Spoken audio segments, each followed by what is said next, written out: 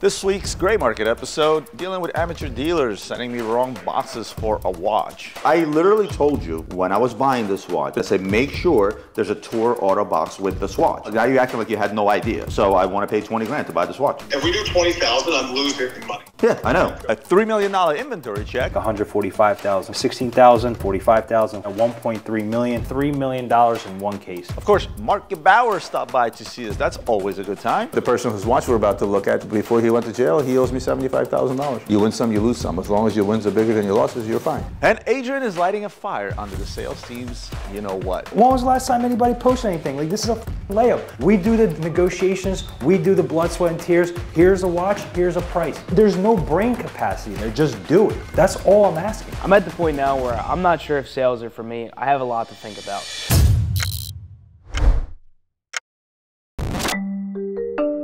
Hey bro, I got the Tour Auto. It came with the wrong box. Hold on a second. What do you mean the wrong box? The Tour Auto, you sent it to me. I got it with a regular AP box. Do you have the limited Tour Auto box with the thing that has Tour Auto on top? No. This is what the customer brought me. That's the wrong box. Okay, well, I mean, we have to do something. What would you like me to do? It's a $2,000 box, so I want to pay 20 grand to buy this watch. Come on, man. I can't get there, bro. I mean, I have no room on this. The guy's overseas anyway. Bro, I literally told you when I was buying this watch, you quit flipping to me. I said, make sure there's a Tour Auto box with this watch. Now you're acting like you had no idea. I literally spoke to you. I said, make sure that it has a box that has a little emblem that says Tour Auto on it. Okay, let me just make something clear. Hold on. If we do 20,000, I'm losing money. Yeah, I know, because you paid 21, or at least so you said, and you're flipping it to me for 22. I understand, but here's what I'm going to do. This is not a negotiation, because normally I will take this thing and stick it back in the box, because it's not as described. You sell me something, I expected to get it the way you described it. Here's what I'm going to do. I'm going to send you $20,500 wire, and that $1,500 I'm going to leave floating in the air, either for me to go out there and source the correct box, or sell the watch with just a regular AP box. And whatever the delta is going to be to get you back to your 21 grand, so you can make your 500 bucks and the profit, there you have it. If we can do 20,500, then that's fine. I'm still taking a loss, but you know, I mean, bro, you're not taking a loss. I'm giving you an easy way out because you're a new dealer, and I get it. You made a mistake. What I'm trying to explain to you is that I'll send you the $20,500 for now, because that's what I'm okay paying for this watch as is. Okay, I was supposed to pay you 22 for it. Now, whether I sell it for a higher profit or whatever, however way I recuperate that money by getting the correct box, I will do my best to get an additional $1,500 back to you so you can still be profitable in this deal. Okay. All right, thanks, Roman. Sorry about this confusion. It's not. You know what happens a lot of times is guys that jump into this business, they get excited, and when they make a deal, they rush into a deal. Just next time, pay attention and be very, very diligent about it. Quick pick from a client. You get excited, you rush into things, and that's how you lose money. And believe me, I've been there and done that. Sorry, I'm new in this business, and this kind of just came upon me, and yeah, it sucks. But very common mistake among new dealers. Now, while most would say off and beat for $2,000, I'm going to figure out a way to ensure that not only does this dealer learn a lesson, because he'll definitely won't do it again, but I'm going to ensure he doesn't lose money and actually possibly potentially makes his profit on the watch. Roman, can you please guess the total value of this box we have here? Total value in one box. How much time do I have? 10 seconds. 2.6. Pretty close. That was real close. What is it? About 2.9. Okay, I mean, you gave me 10 fucking seconds. That was good. That's really good. At first sight, that's really good. I just went through the big boys and then I kind of averaged out the rest. Not bad, not bad. Sold to you. No, $2.9 million. All right. 18038, bark finish, Burlwood dial, 23,000. AP Platinum Buddy Kello, 75,000. Factory iced out AP 36mm with a baguette bezel and mother pearl dial. Could be piece unique, 145,000. We have a 26315 ST 38mm Panda at 45,000. We have the Paris Saint Germain Purnell at 390,000. We have a two-tone Santos skeleton at 20,000. We have an AP two-tone Pride of China coming in at 38,000. We have an AP Tour Auto stainless steel coming in at 30,000. We have a 14790 ST coming in at 20,000. We have the 3700 Khanjar in yellow gold coming in at 1.3 million. We have a RM004 in titanium coming in at 250,000. We have a piece unique White Tiger Hublot coming in at 20,000. We have a two-tone GRNR coming in at 20,000. A two-tone 36mm Datejust with a mother pearl diamond dial coming in at 16,000. At 14.5, we have a Datejust two-tone diamond dial Sundust on Oyster. And then this one is actually not your typical 124300 Tiffany OP. This is a Khanjar one that's 50,000. We have a Piece Unique GP Esmeralda Triple Bridge Tourbillon coming in at 400,000. And finally, we have the Ulysse Nardin Circus Minute Repeater coming in at 150,000. Total about $3 million in one case.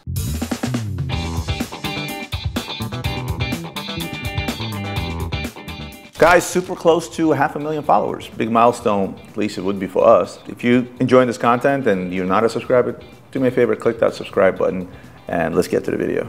Hi, Anna. Hi, so sorry. We got disconnected. So I was saying the package, it's in the Jamaica hub, the central hub. There's no way that we can change the shipping address because that's going to delay the delivery further. The only thing that I can do is I can have them recall it. Is there anybody there today that will be able to? There's nobody there. That's the problem.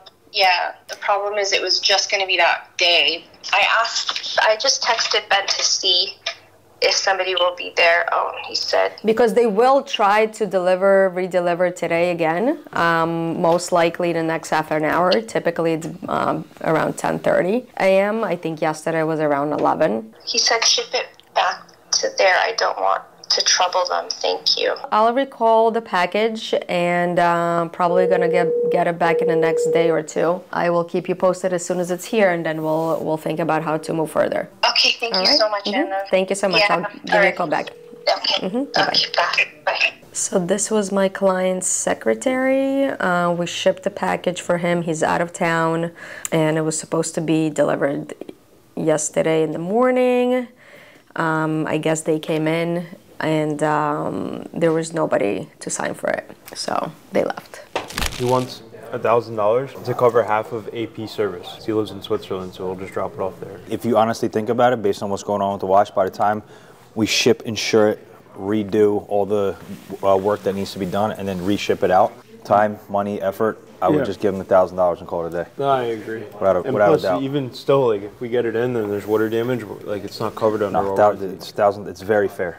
First off, your time costs more than that. Our time costs more than that to deal with this. So if he's willing to do $1,000 with AP service all day, just tell him it's done and just let us know where to send payment.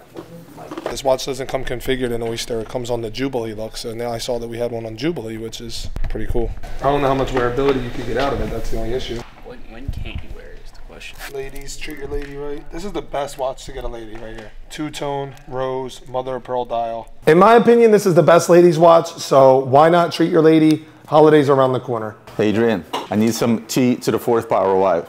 Time to talk to you. What kind of mood are you in right now? I'm in an average mood. Average? Okay, good. I'll take average. Parmigiani. Tourbillon. Baguette. Thoughts? Oh, this is like Macau Casino from 2009. Okay, I'll take that. Macau Casino 2009. Yeah, at the blackjack tables. At the blackjack tables. This Vacheron? This is a nice clock. That's a nice wrist piece. I'm 1 for 2. You see, this is good. He's in a really good mood. Again, I don't know the price on anything yet. It's a retrograde. Yeah. Oh, look at that. It's a retrograde annual calendar. Platinum Corum Tourbillon. Wait, is this a perpetual or annual calendar? Annual. Got a lot going on here, boys and girls. He's in a really good mood today. I love it. Corum bankruptcy. Oh man. Lord have mercy. It's sapphire? Yeah. What's sapphire? Sapphire plates. It's the Christophe Claret movement. This. Okay, so 240,000 American dollars retail.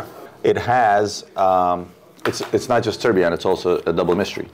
The collection that belonged to this gentleman right here is probably all from the same collection. This was Friday night. This was Saturday night. And this? At the Macau, huh? And this? This he took as collateral for somebody that needed some money to hit the blackjack table. That's what that is. I wish the back was open, so I'll go ahead and open it. Look at that. Yeah, so I know this. Look at this is the mother of pearl. Show me, turn. This is where you put drugs. Cocaine. Yeah. Yeah. I think it's a pretty watch. It's a shame where some watchmakers are so talented and then they go to make their own brand and they can't do it. I think this would be great for one of Ben's boys in Switzerland. $40,000 retail, and wait till they hear how much this watch is. Look at this. Mate, at the boardroom meeting.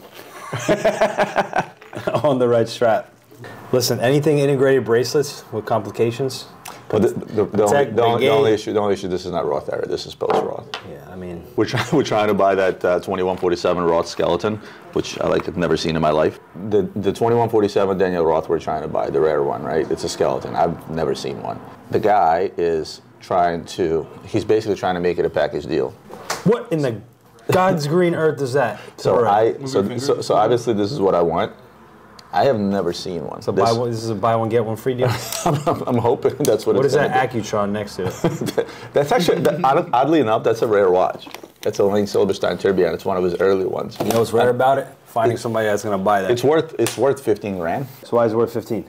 To buy for 15 and sell for 19. You want to spend 15,000 on that watch to sell for 19? I don't. I just want the Daniel. I just want the Daniel Roth. Yeah, I wouldn't buy that watch for 15 to sell for 19. Breaks tomorrow. What do you do? Yeah, odds are it needs service anyway. But look, bottom line is that that's not what I want, but we may have to take this. If this was platinum, I would be all over it, like white on rice, but unfortunately it's steel. The rarest one of these is platinum.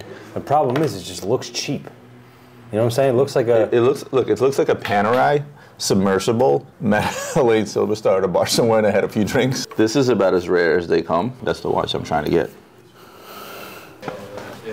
What's going on over there? What you guys scheming on over there? Alex, can you do me a favor? I need you to take the straps off of these three and give it to Eli along with this. That doesn't have a strap.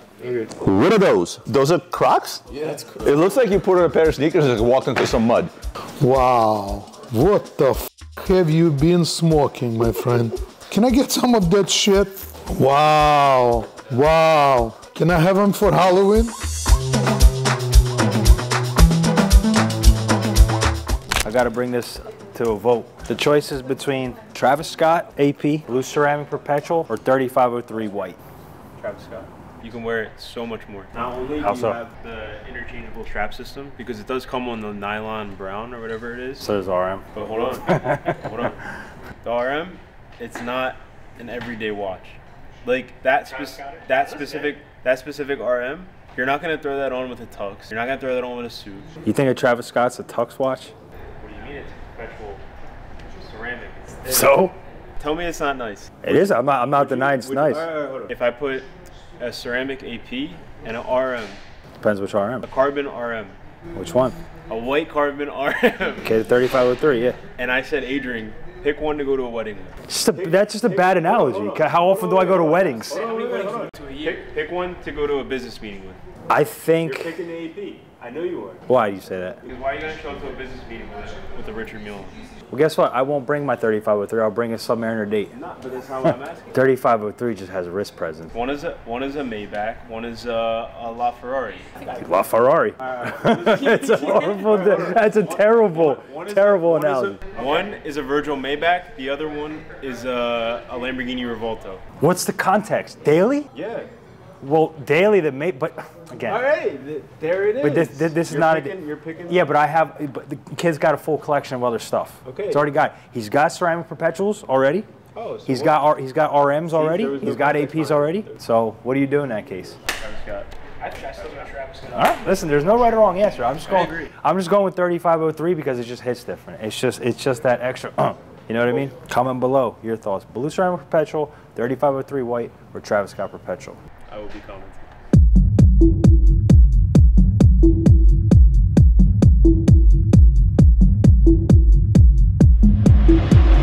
We break down salespeople individually based on the first 3 quarters. So I want to get them back to baseline of last year, and I want to give them incentive to do so. Therefore, Alex needs to hit over these next 3 quarters, 2,836,350 in sales. Kevin needs to hit 2,044,804 in sales. And Dom, based on the averages, so I took the averages of what they need to hit. Basically, it comes out to they need to be up 10%. Alex is at currently 7,822,000 in sales. Last year he did 10,658,000. So in order to cover that spread, he needs to make 2,836,350 in sales. Kevin last year did 8,009,725 in sales. This year he's at 5,964,000. Kevin needs to hit 2,044,804 in sales. The idea is we need to light a fire under their ass, because I don't think they're going to hit their bonus if we don't give them incentive. That's my line of thinking. We're going into the fourth quarter. This is where we usually make what we make, and we usually make up for what happened throughout the rest of the year. So me and Adrian had a conversation. Looks like we're going to bring the sales team in to see if we can give them an incentive.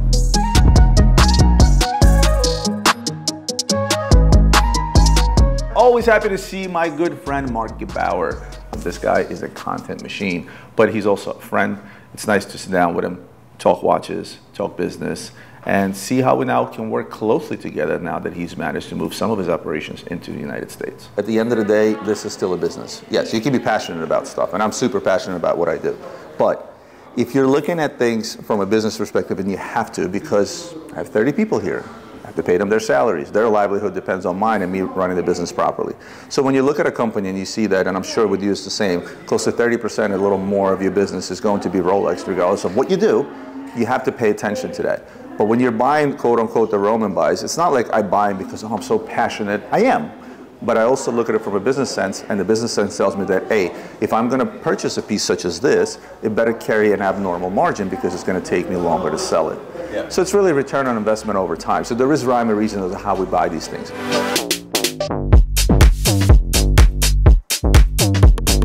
What were the biggest loss you had on the watch? The biggest loss I had on the watch, there's been losses where we got frauded for over $250,000 and things of that nature. Again, cost of doing business. You work with a guy for 5, 7, 8 years, it's all handshake. Tomorrow you're gonna call me and say, Roman, send me the $1 million watch, I wanna show it to a client. Are you gonna sign a piece of paper? No, I'm gonna put it in the mail, I'm gonna send it to you. That's our business. I'm not gonna mention any names, but the person whose watch we're about to look at, he before he went to jail, he owes me $75,000. You win some, you lose some. As long as your wins are bigger than your losses, you're fine.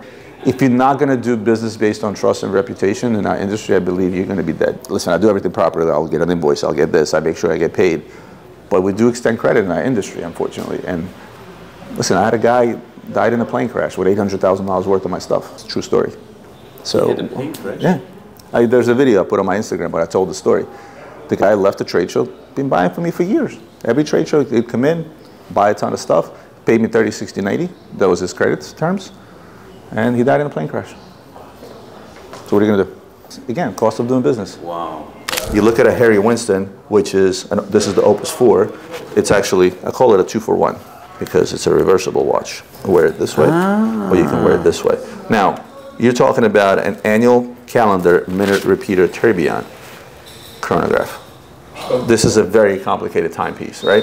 And it's made by Christophe Claret. Christophe Claret he's a master in minute repeaters, right? He's also responsible for this tourbillon, right? The Coram Billionaire. That's very much his. You can tell. And you can see those tourbillons. How much is this one? So the original retail on this thing was $500,000. It sells for around $125 now. And again, same fate, right? The brand maybe not as popular. What about Lange & Söhne? So Lange & Söhne is... solid in price. Very solid in price. It's been steady. The dip didn't affect it whatsoever. Over the last 5, 6 years, I saw it steadily do this. Yeah. But again, the company woke up because the Richemont Group said, well, wait a minute. Why don't we have this one winner brand like all the other groups do, companies do, Audemars Piguet is doing all these wonderful things. They're doing nothing more than following the footsteps of Francois, who did what? He basically went into the market, bought up all the stuff, took it all back, cut down production, cut out a lot of the middlemen, opened up boutiques, and next thing you know, his stuff is selling on retail because it's not available. And some genius marketing techniques. From all the watches we have here, which is your favorite? This is the question. It's a very difficult... you need to select one. I need to select one. You need to select one. From all the watches here, what should we point out? Okay, I mean, I have 150 more watches downstairs. You need to select one now here. Well, to be fair, my taste changes all the time, right? So I have new favorites almost every week because new stuff comes out, right? If I had to pick one, it would be, how about give me one old, one new? Okay, fair? okay. All right, so from new, I'm gonna go with the Freak Nomad S. Yeah. Because this combines 20 plus years of innovation from Louis Nardin. A very modern look. And packs it into one watch, right? If I'm going old, I'm going for rarity. Well, first of all, iconic. 3700 Nautilus, right? Ooh. But this is not any Nautilus, this is a Conjar. So there's only 6 of these in the world known. This is the second one that I'm getting in my hands. Auction results recent were You had one that was basically beat the crap, you know, with vintage, it's all about condition, that fetched just under 900,000. The one prior to that was in better condition, fetched $1,250,000 in Sotheby's, and we're asking a little over $1 million for ours. But for me, it's not about the price tag, it's about the fact that if I put this on my wrist, for those that know, and A is Joe Genta, my favorite watch designer of all time, and 3700 Patek Nautilus, it's iconic, and it's uber rare. Time to bring in the sales guys. Hopefully Adrian won't be too hard on him. Fourth quarter is upon us. We did 3 quarters of sales. We're down as a company, but it's okay. We know it's been an off year. Inventory's been a little bit weird. The natural mood of things is a little weird. But all in all, we actually did pretty well. And here's where our numbers stack up. Alex, you did $7,822,000 in sales. In comparison to last year's $7,992,262. So you're pretty much right on the money. You're down 2%. That's not even really down. That just, you know, you could have done more sales and whatever. Maybe you made more money. Kevin, you're at $5,964,920. Last year you were at $6,007,294. You're down less than 1%. So you're pretty much on the ball. Dom, we don't have enough data of last year to compare it to this year, so what we're going to do is we're going to talk about what we're going to do this quarter, and it's going to be basically average that amount for you to do. We said, all right, what do we do this next quarter to get us back to baseline? And by baseline meaning to finish the year where you were last year. Why don't we do what we did last year? We work together as a team to hit a certain number, and that number is basically going to come out, so you guys need to hit $5.5 million in sales collectively. It's $5.5 million for the 3 of you. Now, we said, let's do something realistic in terms of a bonus. So to throw that $50,000 bonus your way, we said, you know what, we're just going to bump it up by a whopping $500,000. So instead of $5.5 million, we want you collectively to do $6 million over the next 3 months collectively. It's an average of $666,000 a month per person, collectively. The other thing I wanted to talk about was there are still drop balls. Easy layups are missed, and it still happens, and I still can't understand why. I don't understand where the majority of the time is spent. Are we making best use of time? If not, then tell me, what should we be doing better? Kevin, broadcast list, right? You added me to yours, you have this list. I didn't see one single thing go through the broadcast, not one. That's money right there. That's literally money right there that you're not taking advantage of. Are we spending too much time on Instagram trying to figure out like what our image is on Instagram? Well, perhaps we tailor that back a little bit and get back on our chat. I haven't seen one thing posted on our chat or any other chat. So where's our time? 8 hours a day, five days a week, 40 hours a week? How efficient is our time? I don't know. This is not a 9 to 5 gig. This is not a Monday through Friday gig. Nothing. 0 on the weekends. That's 2 fucking days. In a month, that's 8 to 10 days of just nothing. Like, what are we so busy with? He's got kids and a wife. I get it. But like, so do I. So do you. I took your advice from the last sit down. I closed 2 deals over the weekend in the Poconos. Good. If you want a 9 to 5 job, this isn't it. We talked about this numerous times. I'm here to learn from you guys to see how I can help you better, but I don't get any feedback. Like I don't know. We have a community chat with 600 people. When was the last time somebody posted something? This is what kills me. The last fucking post was August 29th. So what am I missing here? This is potential money. When was the last time anybody posted anything? Like, this is a fucking layup. All the work is done for you guys. We do the negotiations. We do the blood, sweat, and tears. Here's a watch. Here's a price. Click it. Here's a client list. There's no brain capacity there. Just do it. That's all I'm asking. So when I see all this Instagrams and YouTubes and shit running around and happy, I love that. But at the same time, I'm thinking, like, could they do something better and more efficient for their own families and pockets? The answer is absolutely yes. So prior to having this pop-up meeting, I actually was going to inform the team I'm actually going to be leaving Luxury Bazaar. It's been an absolute hell of a ride. Let's just start from the beginning. I've been here for over a year now. Loved every minute of it. Everybody here was super supportive, and it was just a great experience overall. If you guys are day one supporters, you know I came in as a social media manager. One of my first jobs in the real world. Kind of didn't really know anything of what I was doing. They turned me when I was nothing into something. Decided I want to take a dabble into sales. Everybody's been more than kind and helpful throughout the process. It just so happens now in my life I want to make a change back into the media and videography world. It's been my passion since day one, and I thought maybe I could push it to the side to do the sales route, and I would like that more. However, all great things do end up coming to an end at the end of the day. I want to thank you guys so much for supporting me. If you guys have been rocking me since day one, feel free to look right here. This will be my Instagram handle. If you want to take a look at some of my work that I'll be doing for the future, I have a lot of cool things coming up. I wish Luxury Bazaar nothing but the best. I'll always be tuning in, and hopefully maybe I'll pop up on an episode here or there. But thank you guys for watching. Sales is not for everyone, whether you're in the watch industry, car industry, or any other industry that requires you to be a salesperson. It's consistent pressure on you to perform because your livelihood depends on your commission. And I found out from Dom that he gave it his best shot as a salesperson, and he decided to move on and pursue his career back into what he originally came here for, which is social media. I loved every single minute that Dom was here. He was a valuable employee, and I'm happy that he's moving on somewhere where he feels he'll be more productive and actually be better at it, because at the end of the day, he tried his best, and the performance, to be fair, wasn't quite there alongside with the other salespeople. So I wish Dom nothing but the best of luck. Nothing but love for Dom. Speaking of Dom, show some love on this video. Like, comment, share, subscribe to all those wonderful things that help this channel grow, and I'll see you on the next one.